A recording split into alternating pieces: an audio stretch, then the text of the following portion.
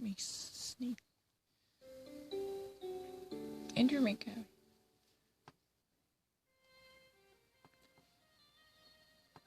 I can explain it if you really don't mind. I have never wanted it.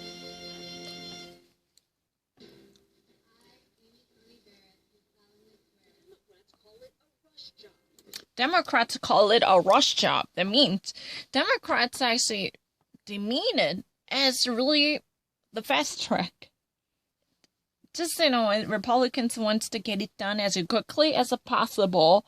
So they actually abuse this chaos just, weeks before the election to have one more judge appointed. This is technically stealing, possible incoming president Joe Biden's opportunity to appoint a new judge. That was really the sentiment prevailing in Washington, D.C. from the vantage point of Democrats. Supreme Court takeover, 30 years in the making. It is a system that has become toxic. So the Supreme Court judge appointment, the justice appointment, this is really a toxic culture. That's really, the climate in its own emergence and the setting in 30 years. The past 30 years had very definitive history and developmental progress when it comes to having new justices inside the Supreme Court placed. So, behind all this, making, there has been one powerful Republican senator. Probably you can never actually say Mitch McConnell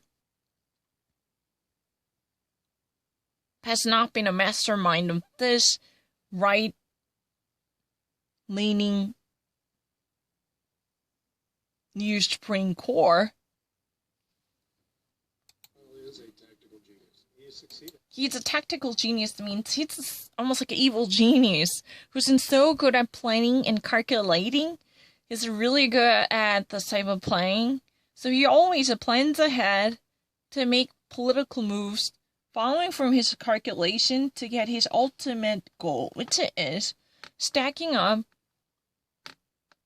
as many court justices from the Supreme Court as possible from the Republican Party, or literally from the Republican Party, rather say. Establishing a conservative court for the next couple of decades at least. So he's been really a dedicated disciple whose zeal is to make the court conservative. Mitch McConnell, who's been a majority leader or minority leader, depending upon the control of the Senate, he was such a powerful player whose influence has been lasting approximately more than 2.5 and 3 decades. And his career was heavily connected to swinging the pendulum of the Supreme Court back to the right, because that had never been done, at least in the last 2 decades. That was a very mission of his, and he was the brain behind all of this scenario. And finally, his dream came true once Amy Coney Barrett made her solemn swear, or solemn oath, on a Bible as a newest addition to the Supreme Court.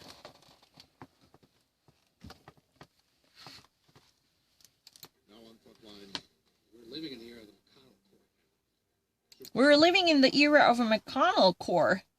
So, one can easily say that we are now actually living in the epoch of the conservative core, but this is almost eponymous with the Mitch McConnell. Why? Because Senator Mitch McConnell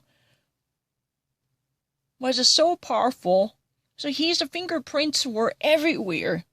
This entire court composition is literally smudged with fingerprints of Mitch McConnell, because he is a mastermind who planned ahead and premeditated and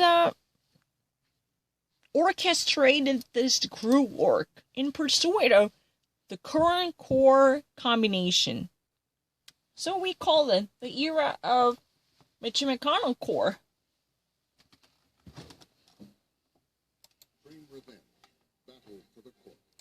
The Spring Revenge Battle for the Core. This is the greatest vindication. Because the GOP somehow managed to have many different presidents. Right? George W. Bush already actually served 2 terms. And before that, they actually had a President Reagan or a George H.W. Bush. But the problem was, no one was able to completely shake up the composition of the Spring Core. Core packing in favor of conservative ideas was not possible because not really many different members immediately stepped down because the core judgeship is lifelong. So unless there is a voluntary step down or natural death abruptly taking place, there's no chance they could ever pick out candidates in favor of their political flavor. No. But somehow, this grandiose vision of Mitch McConnell was fulfilled because he had such an obsession with making the core system conservative. That was the very revenge and retaliation against the left. Because so many landmark cases were hammered out from the Supreme Court, largely thanks to the majority of judgeship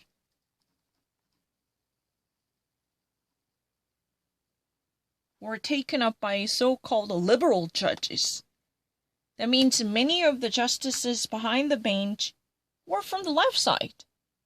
That had been almost unwavering phenomenon in Washington, D.C. for about 2 decades. It was very difficult to radically shift this pendulum from the left to the right, no matter how many Republican presidents were in charge of the White House. That was the greatest frustration.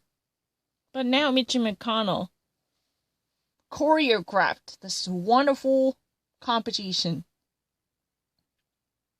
So eventually, he surpassed the feat. Was already placed on the stage.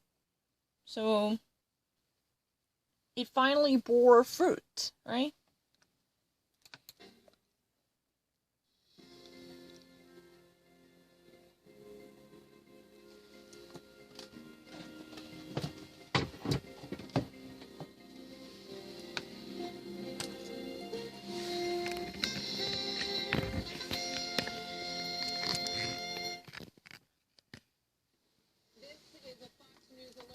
Supreme Court Justice Ruth Bader Ginsburg has died at the age of 87. The actual breaking news at the time was that Justice Ruth Bader Ginsburg has all of a sudden died at her age 87. She was proclaimed as, and also claimed as a non-figure and a pioneer in the gender equality and women's rights. So if I ever actually make the distinction, she was acclaimed by the public or even legal professionals as such an harbinger who heralded gender equality and women's rights, right? And she was proclaimed, not really self-proclaimed, but proclaimed to be a defender of all things about equality. Her history was so entrenched in defending the gender equality of all different sexual genders and sexes. That means it doesn't matter, even if you're a man, if you experience discrimination, she would not tolerate it. That's really the case with the one male spouse who just actually lost his wife. A widowed man would be discriminated from Social Security pay or benefits. She was there to address the issue in order to redress this grievance. That was what happened.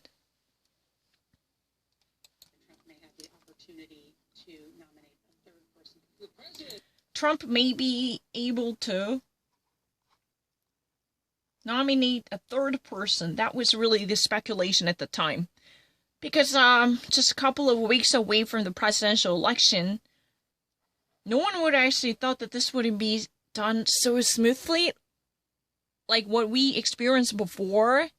So CBS News anchor made a speculation, but now, in the aftermath of Ruth Bader Ginsburg's death, Donald Trump may possibly have another chance to nominate a Supreme Court justice. If this were possible, this is the third time. He already nominated 2 different justices, and they were both confirmed, despite all the difficulties they might have gone through. Neil Gorsuch was an easy case, but Brett Kavanaugh had a whole lot of deal.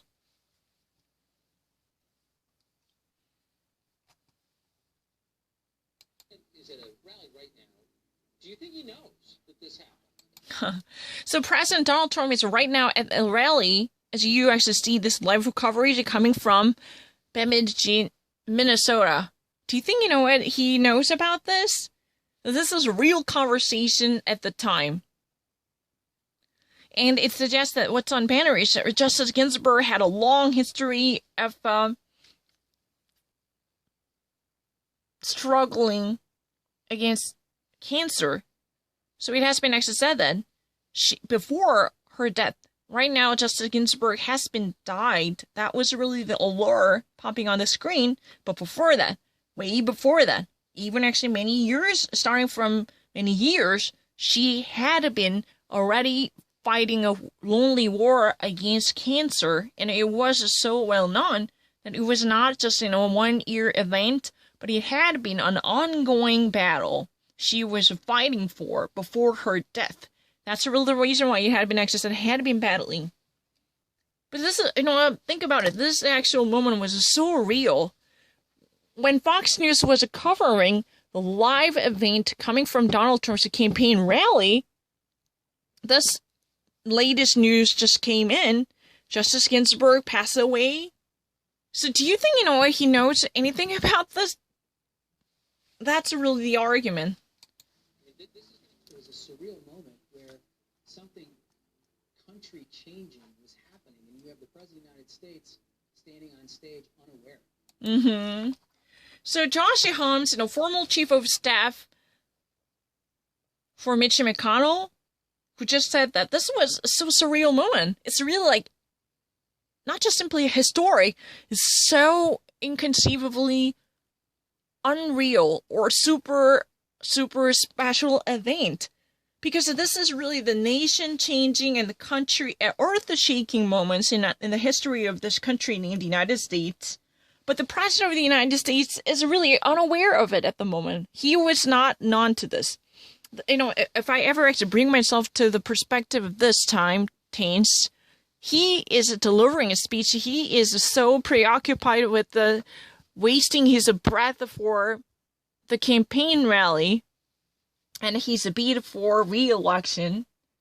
But he is completely unknown to the very earth-shattering event that just took place.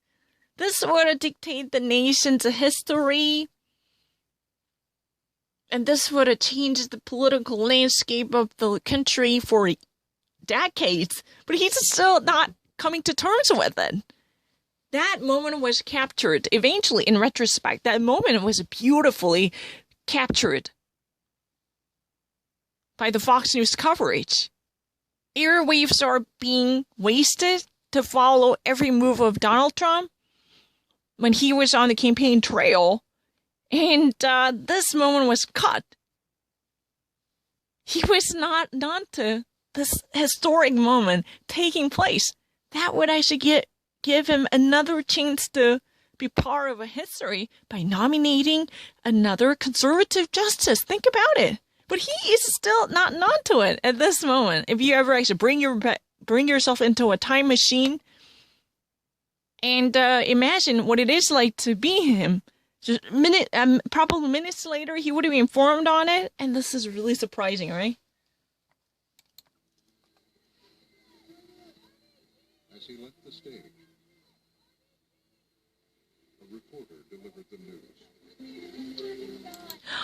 when he actually left the campaign trail, one reporter just actually yelled at him saying that Mr. President, RBG, Ruth Bader Ginsburg, and he was wondering what, reporter. This is a real life situation taking place.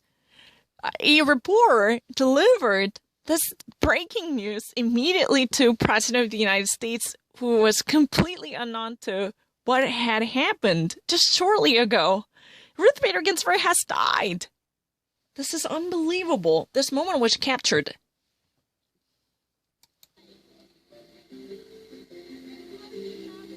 Just died. He was completely unknown. She just died. Mr. President, Ruth Bader Ginsburg has died. He actually just confirmed he just died. Technically, why, a reporter actually said Ruth Bader Ginsburg has died, because the moment she actually passed away, this would actually never be returned or retrieved, right? This would be a permanent condition. It would continue its own progress to being that way.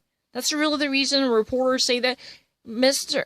President, Ruth Bader Ginsburg has just died, but it just occurred. Technically, the president, Donald Trump said, oh, she just actually, passed away. She just actually, finished her last day on Earth. She gave up her ghost, or she actually, just bought the land. That was really the argument. She just died? Yes, she just actually shortly before, while you were actually, having political rally. Yes. Wow. I didn't know that. I just you're telling me that for the first time. Wow, I didn't know that. I had no idea what happened. You're the very person who is telling me that. You're the very person who's delivering that news. You're the very person who is breaking that news. Wow. I thought this is going to upend the election. This was the October surprise just a few weeks before October. Mm-hmm. I thought that, this was going to upend the election. Just, this would be the October surprise. Former senator from Arizona really actually thought that this would be another break for Donald Trump. Remember the October surprise? This is really the convention. Just shortly before October, this truly indeed took place. Technically, a little bit before October. But in this election season, this is really good to be considered as October surprise that would have completely changed the tide in favor of Donald Trump. That was, what I expected to see, as mentioned by the Jeff Flake. But October surprise is a really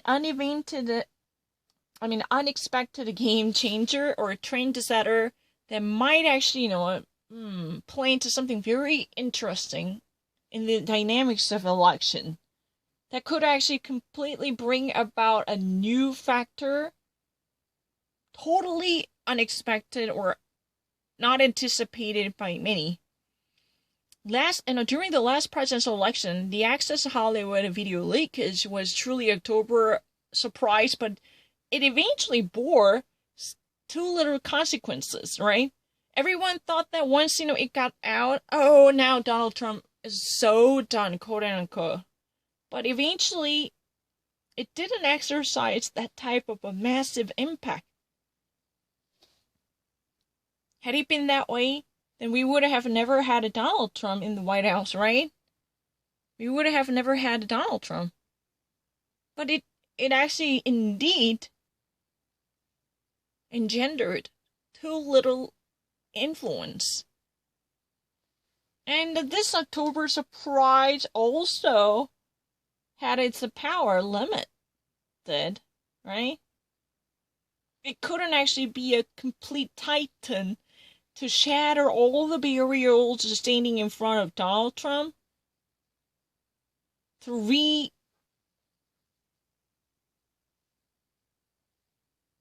initiate the conversation about his presidency. No, it didn't. It has its own limits. That's all the reason why we have Joe Biden as a clear winner of that election. But he really, at that time, when this news first broke out, former Senator Jeff Flake from Arizona really believed that this would have a huge impact And this is really like the strong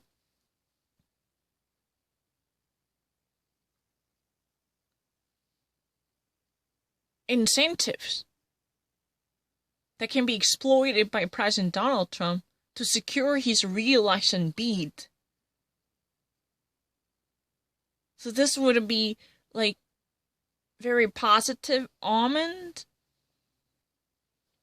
portending in favor of Donald Trump. Like, Mourners gathered in front of the Supreme Court to pay tribute to Ruth Bader Ginsburg. so mourners, those people lamenting, they actually gather in front of the Supreme Court to bid a farewell to this iconic justice. For Democrats, the death of the iconic leader of the court's liberal wing was a nightmare. For Democrats, and which is shortly before, especially shortly before this very game-changing historic presidential election, the death of iconic justice from the left wing was no short of a nightmare. Especially, it is still very terrible thingy that happened to Democrats. But once it broke out, once it occurred, once it transpired, it was no less than the worst case scenario Democrats could ever think of. Because she was just not just a defender of a women's rights. She almost always secured the refugee in the core for liberal agendas. By standing so tall, her stature in the core could not be understated. That type of almost a holy saint guard and the guardian of liberal agendas was all of a sudden defeated by cancer to empty out her seat, held by herself for more than 3 decades, approximately 3 decades. And that's devastating, right? Just over a month before the election. Just over a month before the election. Truly weeks. We're actually technically weeks before the election, and just a month over the election. Over a month before the election. We still have, a couple of more weeks to go before the election. Just a month and a little bit more before the election. That was it. Technically, it was really at the end of September, but the election was November 3rd. So, weeks, or a month and a little bit plus. That was all Democrats needed to keep this competition. But all of a sudden, it just happened. This is, happenstance. No one could have done anything. It's really that devastating. It really was a stunning moment when we finally realized she was gone. I was hoping she would be able to hold on for a new president. So once it actually happened, it was so surreal, and it was a very heartbreaking because, a senior senator from Illinois, especially part of the Judicial Committee named Dick Durbin, said he really hoped that she would actually hang in there a bit more until the new presidential election and technically the presidency of a Democratic president. Because everybody was thinking that Joe Biden had a greater chance to be the next president because of the coronavirus. So everyone, part of the liberal, was thinking, just like Justice Ruth Bader Ginsburg herself, she should have stayed there a bit more. She should have mustered her last breath to hold on to her seat. Just a few more weeks, or 1 month and a bit more. Tell the truth, you know what?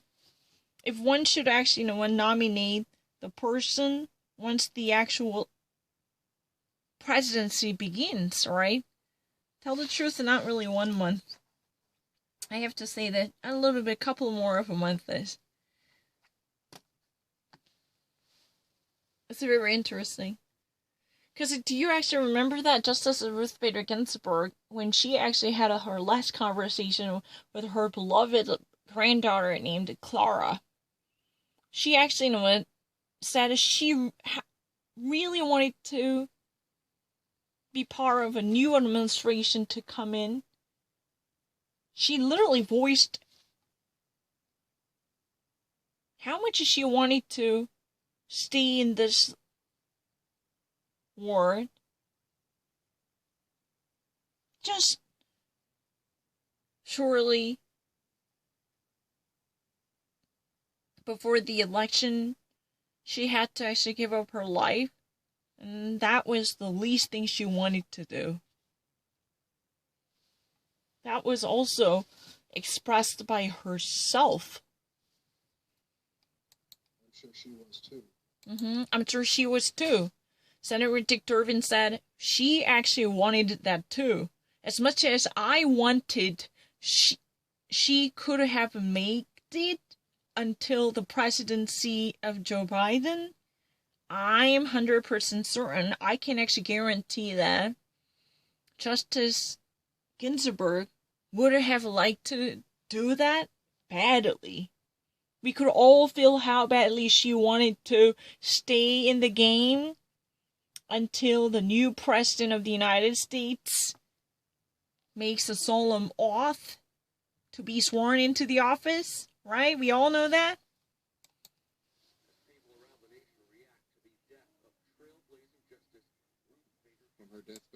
So, you know, when people across the nation flock together to manifest their respect for this late Justice Ruth Bader Ginsburg, right? Ginsburg's last request. Her family had said to her, "Is there anything you would like to write?"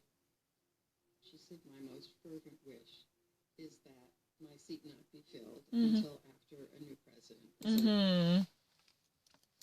So, you know what, her family member asked her what she would like to leave her final message, as her final message. Technically, that person was Clara. If you ever actually listened to Rachel Maddow, you would actually notice that shortly before her literal death, you know, she actually summoned up her close confidant, Clara, Harvard Law graduate lawyer, right, to take her wheel. It's a really kind of death note at her deathbed. Her fervent wish that she absolutely wanted to realize is that her seat would not be filled by someone else until the new president would take the post. That means she never wants to see Donald Trump picking out a new justice to replace her. That's, you know what, the actual wish so desperately yearned for by this late justice equally. The last thing she wanted to see or witness, would it be Donald Trump's wielding his power to select somebody with an eye to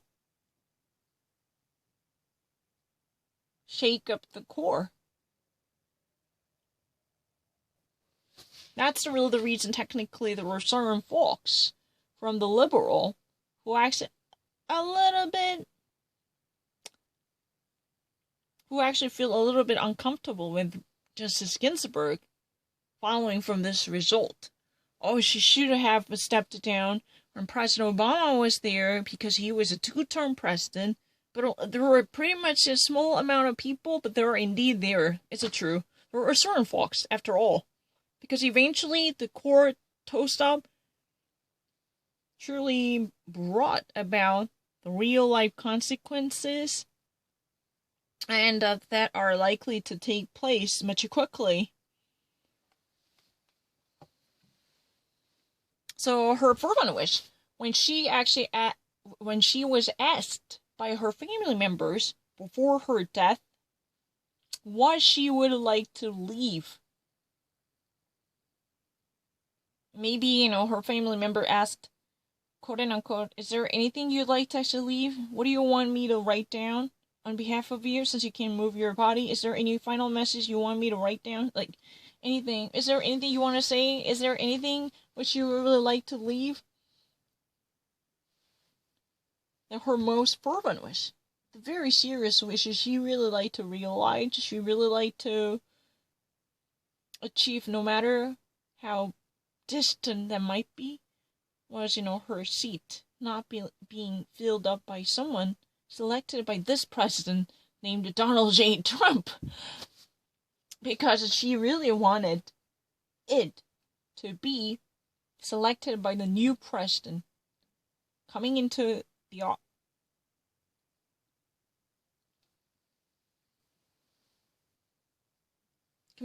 office, yeah. Because everyone at that time already knew that Donald Trump would have a very lesser chances to win the election again. So Justice Ginsburg was also relying on that probability. Yeah. She really actually hoped already, she really hoped that Democratic candidate would fill in that post. So whoever that might be, no, technically at that time she knew that Joe Biden was already a Democratic nominee, so he would be in charge of the White House, he would be in office, he would be serving the presidency next time.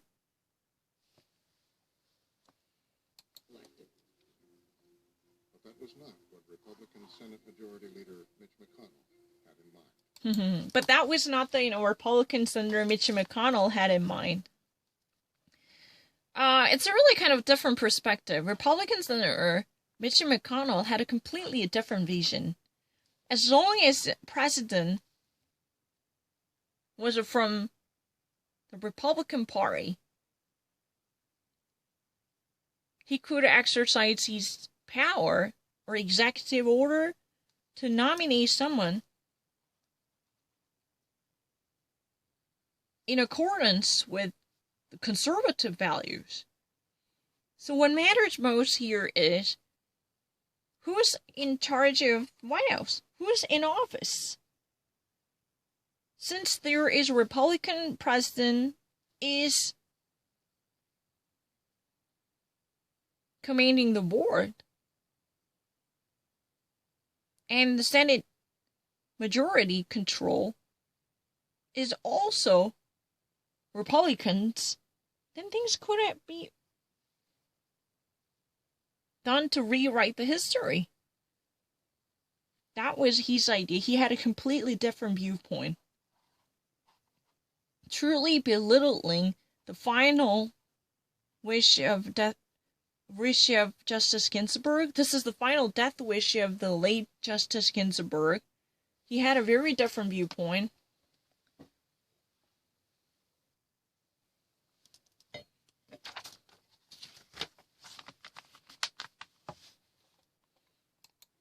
What it meant for Senator McConnell was to cement a conservative majority on the U.S. Supreme Court. It's something that McConnell has longed for, dreamed about, worked for during his entire career in the Senate. But what Mitch McConnell had on his mind, what he actually envisioned, was literally filling up the seat with more of a Republican justices, changing the majority in the core. That was his lifelong mission. It was really like his career goal. Ever since he was elected to serve his seat in the Senate. So that was really why this mission took 3 decades, or even actually less or more. That night, McConnell reached the president on Air Force One. McConnell told him 2 things. He said, first, I'm going to put out a statement that says we're going to fill the vacancy. Mm-hmm. Second, he said, you've got to nominate Amy Coney Barrett. Mm-hmm. So that night, Mitch McConnell never dragged his feet. That's very obvious. That means he wasted no time. There was no ham and hoe. He was really quick enough to make his decision. So he couldn't actually waste another minute before his arrival in Washington. So he actually made a phone call when President Donald Trump was still in Air Force One. When he was actually, still traveling inside the Air Force One, he picked up the phone, and Mitch McConnell delivered 2 significant messages. Number 1, no matter what happens, quote unquote, we're going to fill this vacancy. That means that we're never going to pass it down to the next president. No. Number 2, you need to nominate Amy Coney Barrett. Amy Coney Barrett was already on his mind, because he was actually secretively going through this scouting. The scout process was already fulfilled. He had a very specific candidate on his mind. He already orchestrated every little detail and waiting for this ticking bomb to go off. And eventually, Ruth Bader Ginsburg died. But he had no idea when this would actually happen for sure. But he was not actually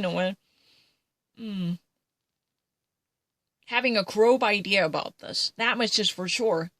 He was meticulously planning his dream project ahead of time. He was vetting multiple judges from different circuit courts or federal courts by rigorously going over their resumes, trying to stifle any resistance coming from the Democrats, since the presidency and the Senate majority, both of the bargaining chips, the greatest bargaining chips, belong to the GOP. So Mitch McConnell was pretty confident that this would be a done deal. Amy Coney Barrett, a 48-year-old conservative appeals court judge. McConnell's way of securing control of the Supreme Court for years to come. Mm-hmm. So Amy Coney Barrett, when she was nominated, she was only 48. This is a very young age, right? She was already serving as 7th Circuit Justice. Tell the truth, the 7th Circuit Court judge. Before she actually became the Supreme Court Justice, her title was both law professor at Notre Dame, and she was a Federal Court of Appeals judge, JUDGE. This Federal Court of Appeals is located in Chicago. So it's called the 7th Circuit Federal Court of Appeals.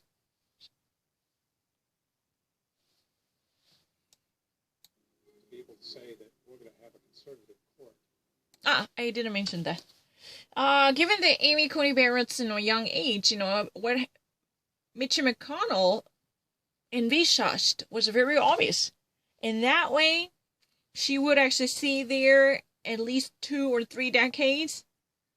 Then this would cement the very inclination of the court for the conservatives, right? The actual structure would be shifted towards the right side.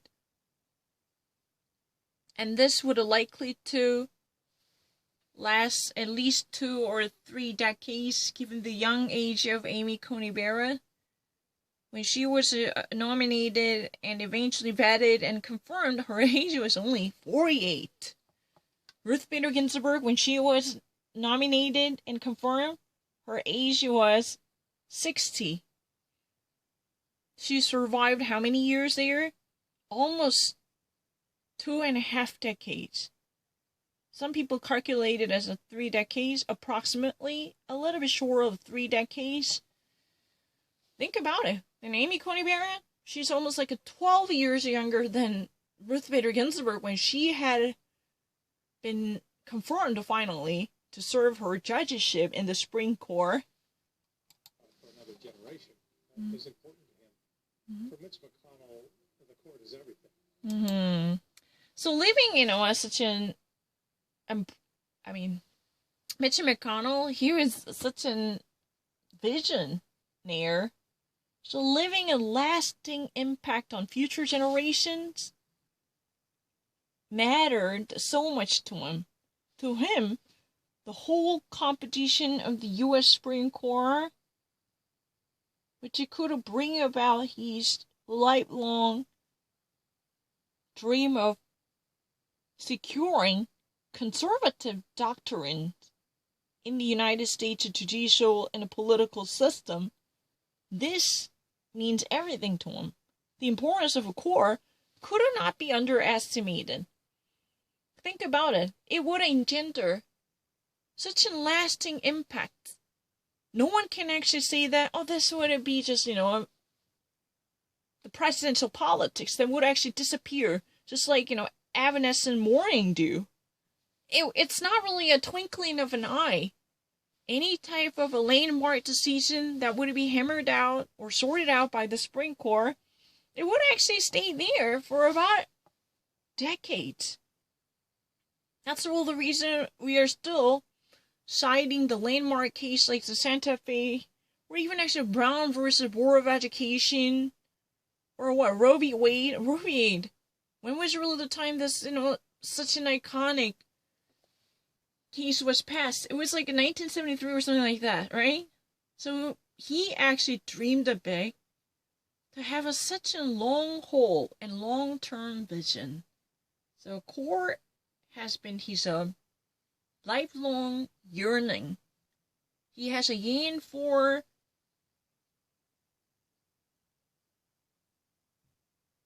blowing his influence in this core dynamics that mattered so much to him.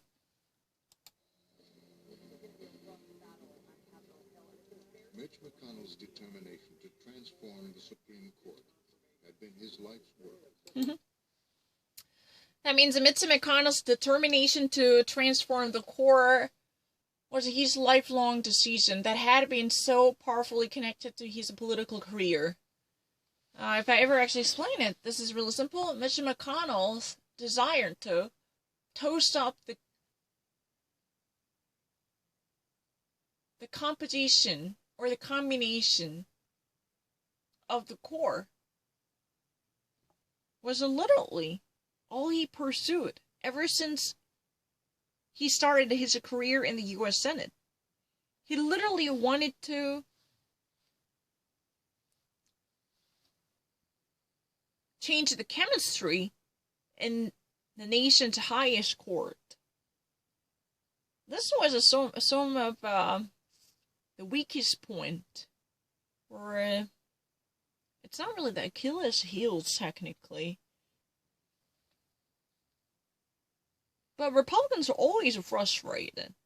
They somehow managed to have so many presidents in modern U.S. history, but they could never have a significant blow in this judicial history of the United States. Because most of people remembered very groundbreaking or trailblazing Supreme Court cases that were likely to be the brainchild of many liberal justices.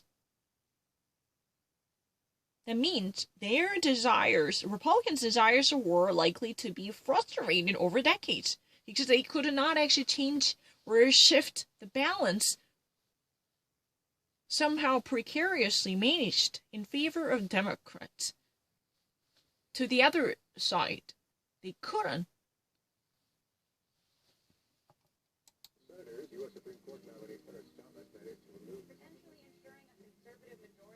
Through bruising confirmation battles, a struggle over ideology and power.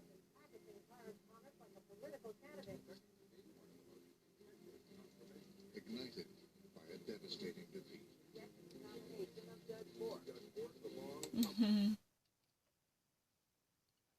So Robert Bore's defeat was really the change that actually brought about this nasty political fight surrounding the Supreme Court confirmation and vetting and confirmation procedures.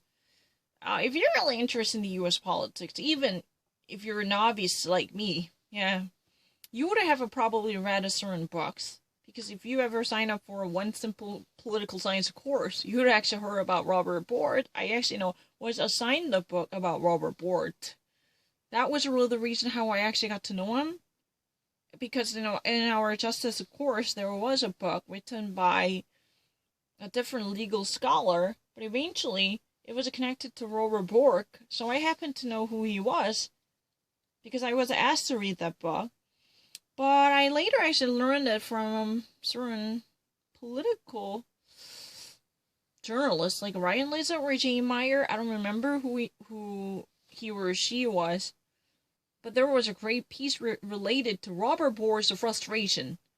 If my memory is correct, Robert Bore was a Reagan appointee who had pretty much a great political and judicial resume. But he eventually swallowed a bitter pill.